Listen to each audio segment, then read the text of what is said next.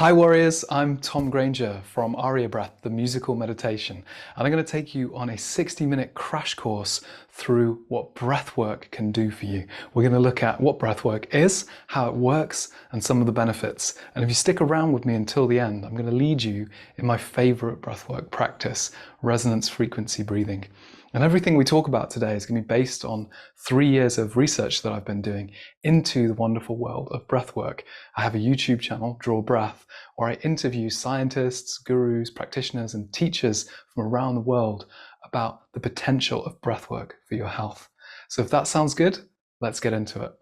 So the first thing I'm going to do is just take you through a few really simple experiments to help you see that you already have an intuitive knowledge of just how powerful the breath can be for changing your physiology. So the first thing we're going to do is just to take your dominant hand. For me, that's my right hand. And we're just going to make a fist. You with me so far? And then just begin to squeeze that fist like you're squeezing all the juice out of a lemon. So really give it a squeeze, like really getting the full flavor of that lemon, really squeezing it over your food. Just really squeeze, squeeze, squeeze, squeeze. And then just notice what's happened to your breathing. So you can let go of that fist now, give it a shake out, release some of that tension. But if you're anything like me, you just stop breathing completely. And you also just kind of clench down around here, around the bottom of your rib cage. And that's just a really simple way of demonstrating the relationship between breathing and tension. So the more tension that we have in our bodies, the less we breathe. And the less we breathe, the more tense we feel. So we kind of create this negative cycle sometimes with breathing, right? We tense the body in response to stress. We stop breathing so much. The body's actually listening to that signal that we're not breathing as a sign that we should be even more stressed. Now there's the happy ending to this, which is that this works both ways. So by breathing a little bit more freely, more fluidly, more flowingly, more slowly, deeply, we can really begin to affect the rest of our physiology. For this next little experiment, I'm going to ask you just to use your imagination for a moment. So just bear with me 1 second while I blow these bubbles.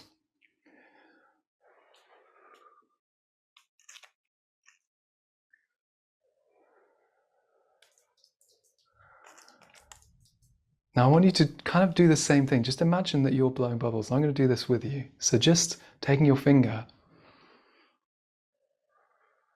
and just thinking about how you breathe when you're blowing bubbles. And just begin to notice, just for yourself, what are you actually changing in your breath? What are you changing in your breath to do that?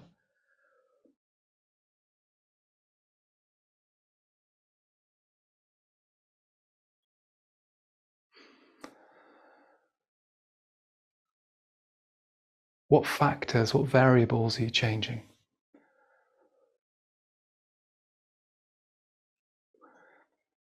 How many did you get? So there's just a couple of really obvious ones. We're breathing through our mouth more than our nose. We're also making that exhalation a lot longer. We're using our lips to create resistance. We are focusing on our breath deliberately rather than just doing it unconsciously, which is what we do most of the time. What else are we doing? Can you think of any? I'm struggling to think of them, but there's at least 10 that we're changing there. So we're changing the ratio. That's a really good one. We're changing the speed. We're changing the texture. We're doing it deliberately. We're doing it consciously. So there's even just in that little process that we've all done, hundreds of times in our lives of blowing the bubbles, we're changing all of these different things in our breathing. And the reason that that's interesting and a little bit strange is that as human beings, it makes us very unique. So if I ask you just to hold your breath now for about 5 seconds, so we'll just breathe in together and hold 4, 3, 2, 1, and just breathe naturally. I guess none of you struggled with the hold there. But if I asked you to do the same thing with your pulse, I'm just going to feel my pulse now. I'm just getting a sense of the rhythm. And you can do this with me if you want a real challenge. Just going to get a sense of the rhythm. And just notice that your breathing's rhythmic and so is your pulse. And just try and hold your heartbeat for 5 seconds as well. So just stop the heart beating. So I've asked you to do something there that's impossible, but I did it for a good reason, I promise. I just want to draw your attention to how strange it is that both your breathing and your heartbeat are these rhythmic things controlled by your autonomic nervous system that you don't have to think about, and yet they're keeping you alive. And if either of them stopped, we'd be in real trouble, but you don't have to think about them. And it's not just the pulse that you don't have to think about and the breath you don't have to think about. There are all these rhythms in your blood pressure that are changing constantly, the peristalsis of your gut that's moving your food, getting all the nutrients, the circadian rhythms, all your hormonal rhythms, everything in life that's keeping you alive is this rhythmic flow. But the breath is unique because it's the only one that we have conscious control over. Just think about how much control you had there when you were blowing the tip of your finger. It really does make the breath unique. And it's not just unique, it's powerful, because by changing the breath, changing those variables that we've already begun to discuss, we can actually have a huge impact on the rest of the system. The breathing technique that I'm going to share with you later, which I'm really excited about, is where we slow the breath down and it becomes almost like a conductor, and all the other rhythms begin to synchronize with it. It's really cool. So I'm just going to share a few slides with you now to help you understand just how deep this goes. So I'm just going to talk for a moment about self-regulation philosophies, and this is just a very broad way of saying anything we can use that helps us with our health or happiness, right? So we all may have thought about talk therapy or using cognitive behavioral therapy or positive thinking or affirmations. Anything that you can think of from the last 100 years, from the West anyway, comes down to focusing on how we can change the way we're thinking to change how we feel in the body. And I'm going to give you an angle here that that's really not the whole picture of what we can be doing in terms of self-regulating. And so there's this idea that our conscious experience is made up of our thoughts and our emotions and our feelings and perceptions. And this kind of dominant view is that our thoughts are defining our emotions. So if you've ever gone through cognitive behavioral therapy or talk therapy, you'll talk a lot about the thoughts you're having, whether they can be challenged, whether maybe they're not appropriate, perhaps that becoming more conscious of them helps you to overcome them, and that's all really useful. But inherent in that idea is the idea that our thoughts are defining our emotions. And what it seems is more likely, given how our brains work and our bodies work, is that our emotions are having a much stronger impact on our thoughts. And so it's creating this experience where, yes, our thoughts are affecting our emotions, but really the powerhouse is the emotions in creating our thoughts.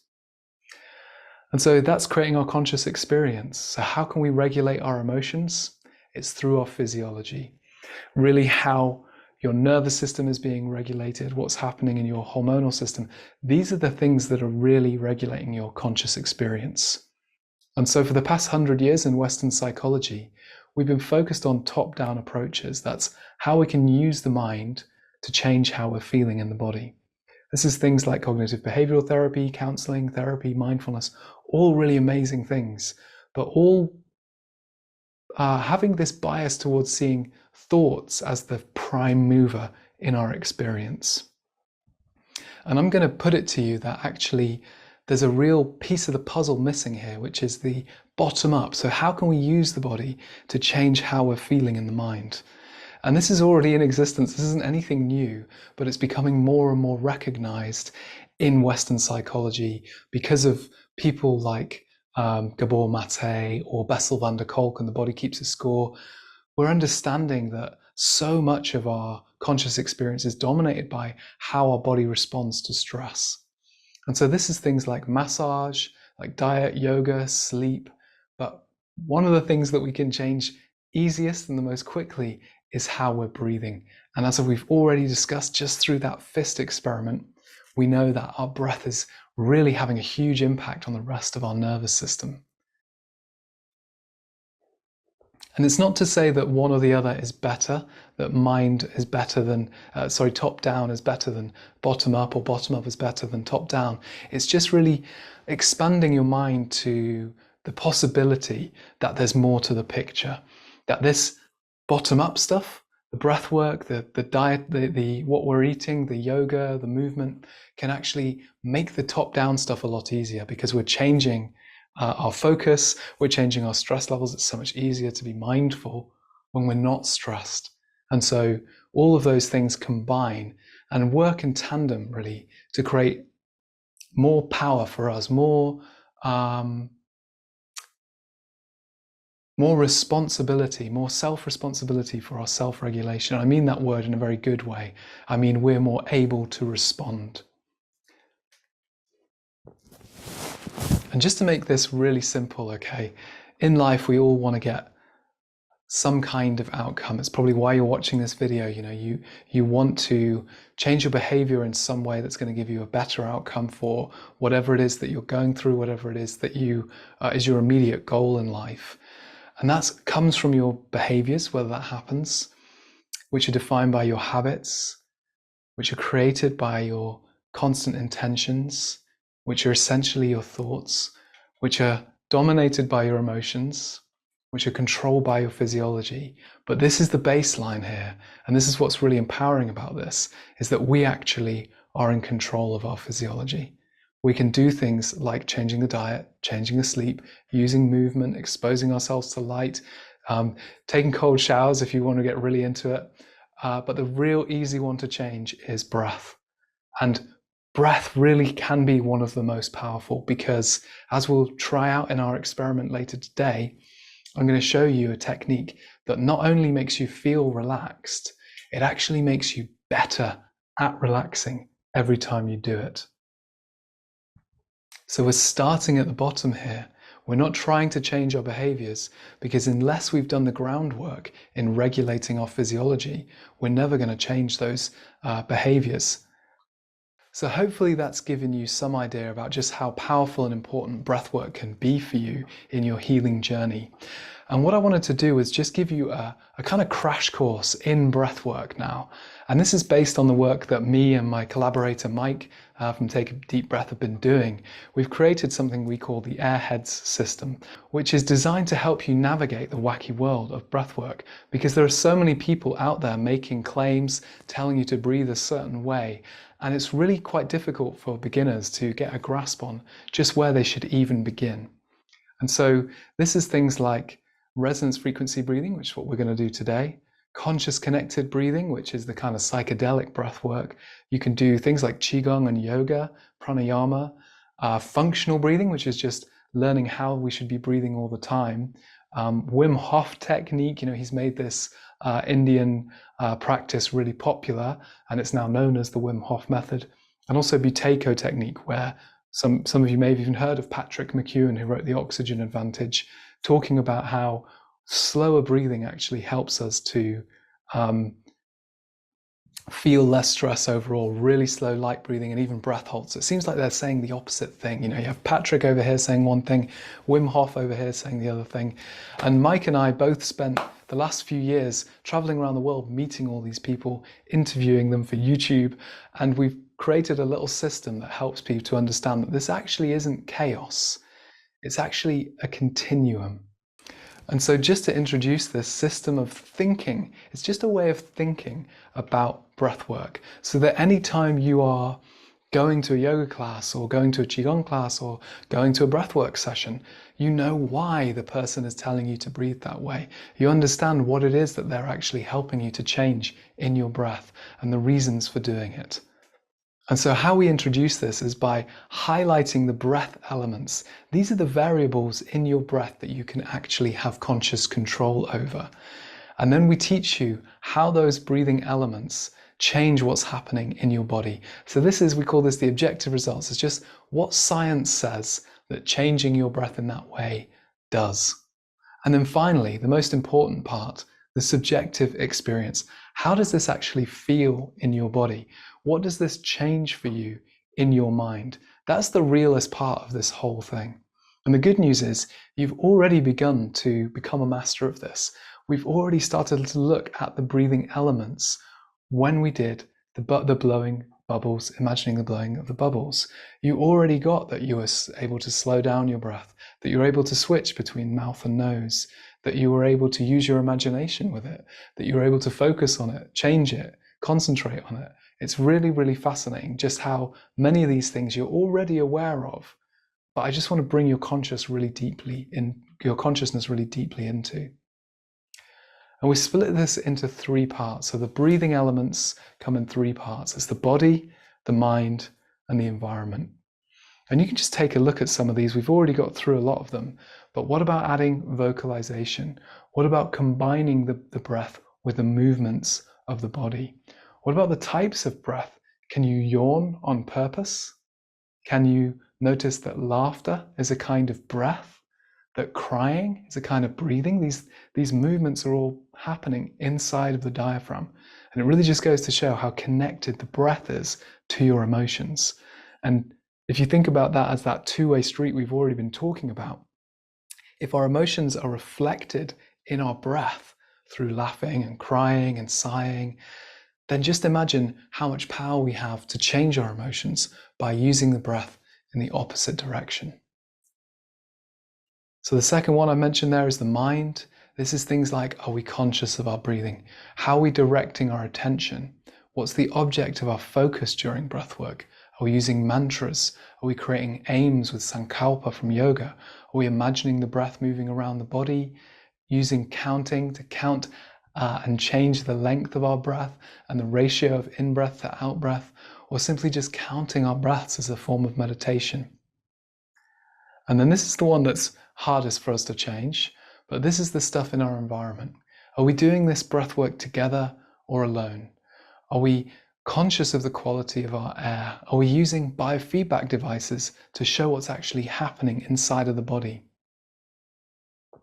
And when you put all of these elements together, this is my favorite analogy for this, okay, is that it's like a mixing desk. If you imagine in a big music studio, I don't know if you're a hip hop fan, but I always think of Dr. Dre producing a hip hop track, right, with his big mixing desk.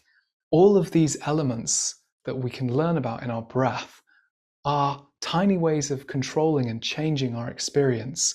It's like we can switch a button to become more conscious of our breathing. We can turn up the dial on the speed or the ratio or the or adding in breath holds. And so this is this amazing like Pixar level animation here, but just imagining how that's actually going to change your experience. We are actually having the control over these elements, and that's allowing us to change our experience. But to really get deep understanding and knowledge of how we can change our experience, we have to look at the objective results. So beginning to understand the effects of the elements on your physiology. And there's 4 key areas that the breathwork begins to affect. Number 1, your cardiovascular system. Number 2, your nervous system. Number 3, your hormonal system. And number 4, your brain. So all of these different systems are affecting each other. It gets a little bit complicated, but together, these are the things that scientists are looking at and finding incredible things about how really simple breathing techniques can give you a lot of control over these parts of yourself that you didn't necessarily even realize that you had control over. But the science can only take us so far, which is why we include the subjective experience. And this means, what am I changing? What am I becoming more aware of in my body? What am I more aware of in my mind? And even we include the third wheel here, which is the spiritual experience. So it can put some people off, this idea of spirituality. But if you just think of spirituality as something where you have a self-transcendent experience, where you just forget yourself for a moment and become part of something much bigger. It can happen for us even if we're just looking at a beautiful view. Well, breathwork can give us access to some of those self-transcendent experiences. And so you put all that together, it's a system really for understanding the hows and the whys of breath work. And when we understand it, the breathing landscape that seems kind of chaotic actually becomes this continuum. It becomes a way of a realization, I should say, that these things aren't actually opposed. They've just got different purposes. So all the way over there on the left with the Buteyko technique, that's all about raising our tolerance of CO2 by using breath holds, by using slow breathing. Resonance frequency breathing, as you can see, as we're moving from the left to the right, these techniques are increasing the speed of our breathing. So that's the main variable. The main variables we change are the speed and the depth of our breath. So how much air are we moving in and out of our bodies, and how quickly or slowly are we doing that? And that really is the insight into how these different styles of breath work actually work. Because all the way on the right, you have conscious connected breathing, which is, if you've not heard of it, it's what's sometimes called circular breathing. And it's like really deep breaths repeatedly for a long time. And what that does is it actually lowers the amount of CO2 in your blood, which restricts the oxygen to your brain. And scientists don't really understand why it works, but for some people, it seems to release trauma. So really, really fascinating just how much the breath that we take for granted can be changed in subtle ways to have radically different results. And some of them are about having a moment of insight, right? And changing the way you think sort of instantaneously. And other ones are about either changing how the nervous system's working to create a nervous system that's better at responding to stress, or changing how our brain reacts to CO2 so that we're not actually feeling the stress of needing to breathe and feeling breathless. So it really is a really wide world. And what you'll find as you get into breathwork is that actually there's a lot of crossover between these systems. A lot of them are saying very similar things, just in different ways. So we're going to do another little experiment, and this time we're going to use real science. So I don't know if you can see, but I've hooked my ear up to a thing that's going to measure my pulse, and I'm going to show you what's actually happening inside my body with each breath. And you can do this along with me, and the same thing's going to be happening in your body. And then I'll tell you about some of the amazing benefits of what we're changing. So what's going to happen in a moment, I'm going to play a piece of music, and it's going to be combined with an animation. And as the animation expands, we'll have 4 notes of a piano, high notes, and that means breathe in. And then as the animation contracts, there'll be 4 low notes, and that means breathe out. So we'll be breathing in, 2, 3, 4, out, 2, 3, 4. And I'll count us in to begin, and then I'll be quiet so that I don't interrupt the data that's happening on my ear. So here we go. I'm just going to share my screen with you. Before I start the animation, we're just going to take a few breaths together just to synchronize our breathing. So, nice, calming sighs. We're going to breathe in through the nose.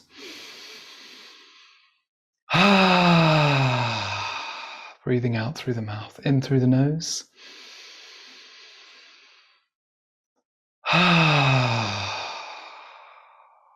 One more.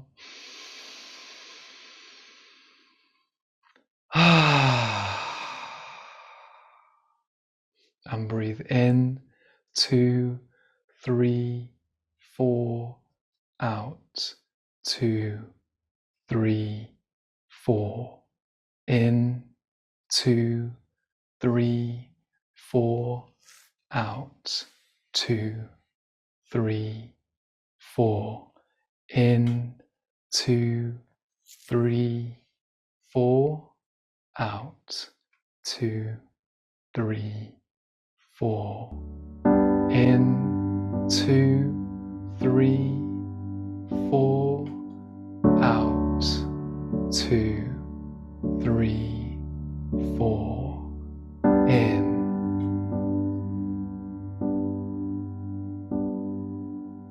Out.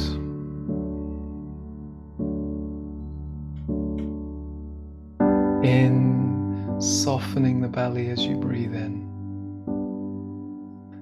Out, softening the shoulders as you breathe out. And just following the music now.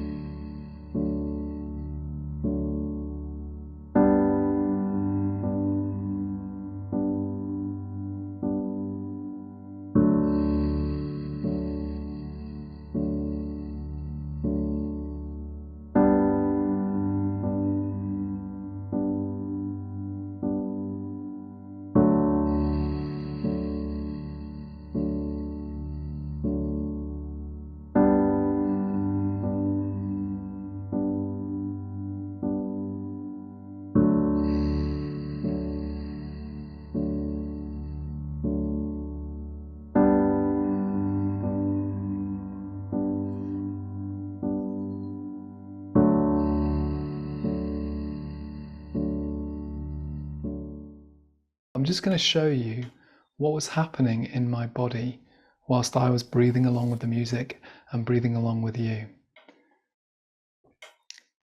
So what you're seeing here is my heart rate changing over time. So this little clip on my ear is measuring my heartbeats, and every time you breathe in, it changes the rhythm of your heartbeat. So this is something called respiratory sinus arrhythmia. When you breathe in and you're creating all this space in your chest, your heart has to respond to that by breathing a little bit faster. When you breathe out and there's that slight compression in the chest, your heart has to respond to that by breathing in a little bit slower.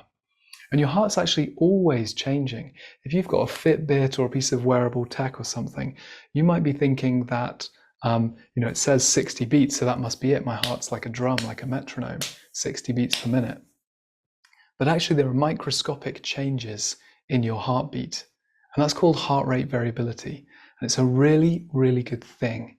So one of the doctors who I spoke to about heart rate variability told me that if a really good cardiologist has the data on how much your heartbeat varies over a 24-hour period, they can actually have a really good idea of how much longer you have left to live. The good news is that it's a metric that we can actually improve really easily. So it's a predictor of our all-cause mortality, which is a fancy way of saying, how healthy we are, basically. But through things like cold showers, we can improve our heart rate variability. Through things like eating super healthily, we can improve our heart rate variability. Better sleep improves it. But the one that we have most control over is breathing. And so what you're seeing here on this graph, you can see over here on the left is my heart rate. So it's resting around 60 there. And what's happening is every time I breathe in, it's jumping up by about 40 beats per minute. And my heart rate variability is very high because I've been doing this breathing technique every day for 3 years. It didn't used to be this high. But you can see that with each breath I'm taking, my heart rate is increasing and then decreasing. And this might sound like it's something that could be almost bad or like unhealthy, but actually it's super healthy. So your heart rate variability is essentially like the flexibility of your heart. It's how fast your heart can respond to all the other changes that are happening inside of the body.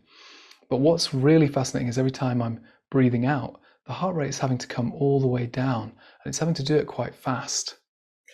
And that's essentially the same pathways that are controlling my recovery from stress. So if you think about what happens when you get stressed, your heart rate jumps up. And if we don't have very high heart rate variability and self-regulation, it can just stay there, right? I know that that's how my heart used to be, right? But when we've practiced this, every time you breathe at this special rate that makes this happen to your heart, it's like doing a push-up. Every time the heart rate has to come down, it gets better at recovering from stress. And your whole nervous system actually gets better at recovering from stress when that's happening.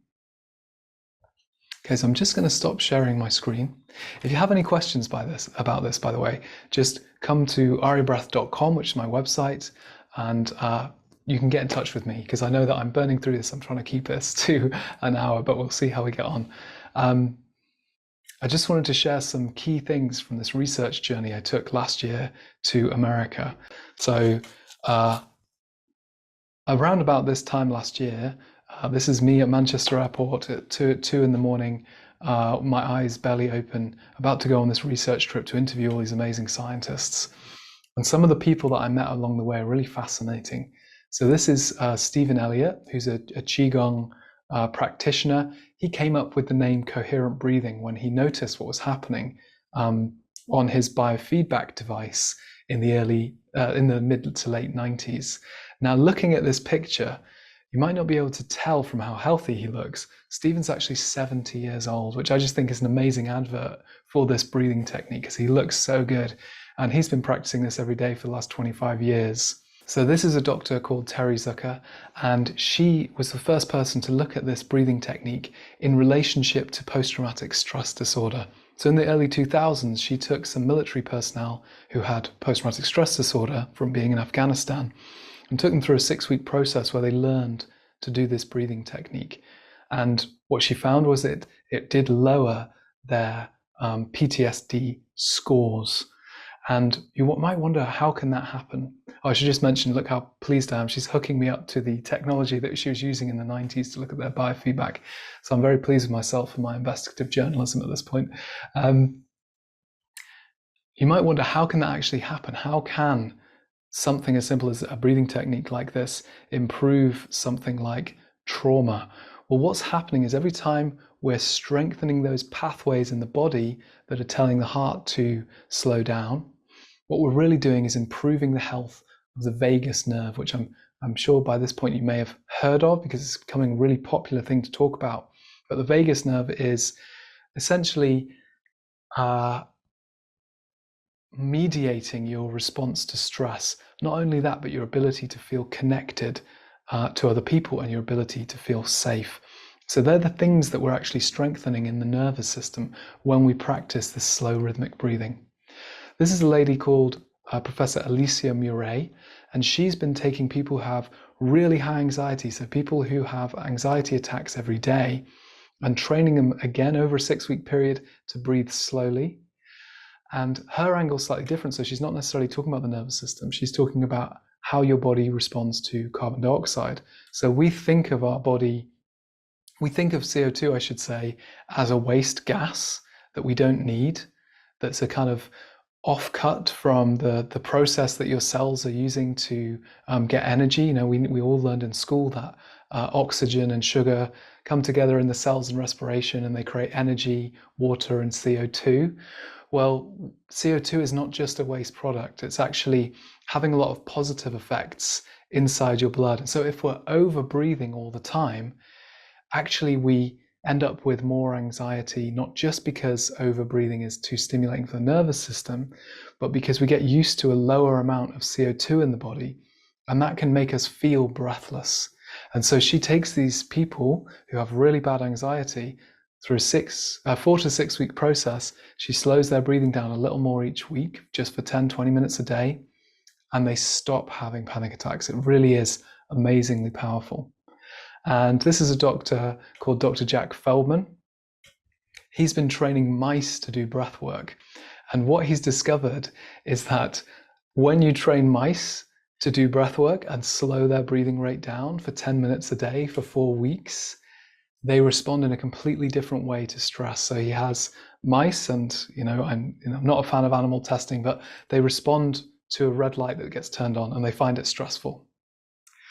And he splits them into 2 groups. The mice that have done breath work, they get stressed and they immediately recover. The mice who haven't done the breath work, they get stressed and they stay stressed. that heart rate stays up right in their body. So it really is powerful. And that what the fact that that is done with mice shows is that it's not a placebo, right? It's a real physiological change. So back to that, what we were discussing at the beginning about how your body is affecting your conscious experience. These mice who do breath work have learned how to, I'm sorry, they haven't learned a skill. They have changed their physiology so that it is much quicker at recovering from stress. By the way, he wouldn't tell me how he trained the mice to do breath work because the study hasn't actually been released yet. But he's a really respected neuroscientist. He actually discovered the part of the brain that controls your breathing rhythm. Some of you may have read the book Breath by James Nestor. This is unfortunately a terrible picture of me, but it's the only one I have of me and James. I spent a week with him in Costa Rica last year, and he taught me to surf, and I was picking his brain about all the things in his book too. And if anyone's interested to go any further, you can watch all of these interviews for free on my YouTube channel, which is called Draw Breath. If you can't find it, you may be watching this video far in the future when I've changed the name to Aria Breath TV. So just have a look for those things. But I've been talking to these amazing people with such different ideas about breathing for years and years and years now. And they're all fascinating and amazing in different ways. So I just wanted to share one more really cool story with you from my research journey, and then I promise we're going to get into the practice and start feeling some of the benefits for ourselves. So I'm just going to share my screen one more time and show you these 4 scientists. So these guys were all studying this in the late 90s, early noughties, and they were all aware of each other's work. And one thing that they did was they went and studied advanced meditators. So the guy on the left, he was looking at Qigong practitioners in China. The next guy was looking at Zazen monks in Japan. And the third guy along here, he was looking at yogis who traveled to America to be experimented on in terms of being put into biofeedback equipment and showing the effects in their heart. And then the final guy here, he was studying advanced yogi meditators in Tibet. And so all of these guys knew about each other's work, and they all began to ask the advanced meditators the same question. They would hook them up to biofeedback equipment like I was hooked up to before, and they would say, do whatever you would do normally to get centered, calm, and alert. And it didn't matter if these meditators were in Japan or China or Tibet or moving to America. Wherever they were, the monks would always start to breathe at their resonance frequency, so around this 5 or 6 breaths per minute mark, and they would see these huge changes in the heart rate variability. And these are monks who'd been practicing for 30 years or so. And when the scientists said, oh, right, wow, so you know all about heart rate variability, you're deliberately doing that to your heart to get centered, calm, and alert, the monks would say, no, this is just how I've learned to breathe over years of meditating. And so we're essentially skipping the 30 years of trial and error here to get to the really juicy stuff that really works inside of meditation. And there's a really interesting kind of follow-on to this story, which is that this guy, who's called Abhinav Bindra, was the first person in India, and bear in mind, India is a country of, I think, 1 billion people. He was the first person to win gold for India in a solo sport. And it wasn't until the 2000s that India actually won a gold medal at the Olympics in a solo sport. And he won it for shooting. So he's shooting a target that's about 1 millimeter wide from about 10 meters away. So it's a really, really difficult sport. And what's really fascinating is that he'd been to the Olympics twice already before and come last, which made no sense because everyone knew that he was the best in the world. In all of the other international competitions, he came first. But when it came to the Olympics, it was just something that affected his nerves or his abilities in some way that meant he just couldn't quite complete. There was so much pressure on him to be the first person to win gold for India that it was just too much pressure. And so he began to train with a coach called Tim Harkness, who I also interviewed about this. And Tim trained him to use HRV breathing, resonance frequency breathing, what we're going to be doing, to begin to really get into those feelings and sensations inside his own body. And lo and behold, he only started training in about 6 months before the competition. When it came to the competition day, he was like a different competitor, and he managed to win gold, be the first to do it for his country. And since he won, loads of other Indians have won gold for their country in solo competitions, which is just amazing. It just shows you the power of when somebody else has done it, it just suddenly seems possible. So he inspired a whole nation with that. And why that's fascinating to me anyway is that the person who taught him the technique, Tim Harkness, he'd learned it from one of those scientists I just showed you.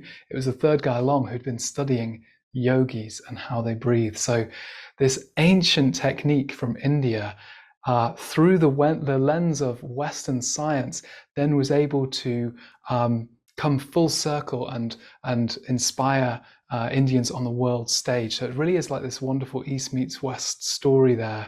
And it shows you how both the Eastern and the Western understandings of these techniques can come together and create something amazing.